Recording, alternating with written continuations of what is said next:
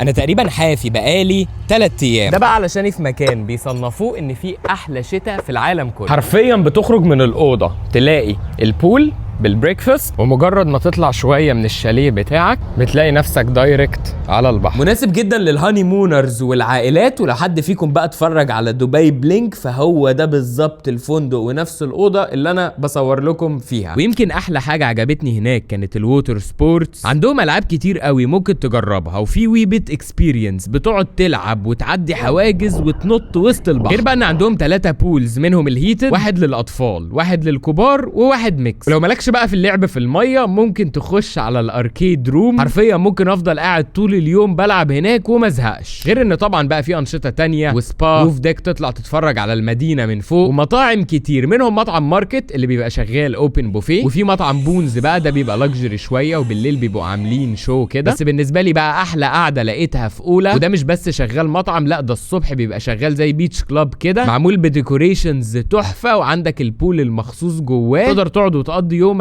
كله هناك. والكلام ده بقى كله في ريزورت موفنبيك المرجان راس الخيمه، وده على بعد ساعه واحده بس من داون تاون دبي. ومن رايي مناسب قوي لاي حد عايش في الامارات عايز يغير كام يوم، يسافر يفصل ويتدلع.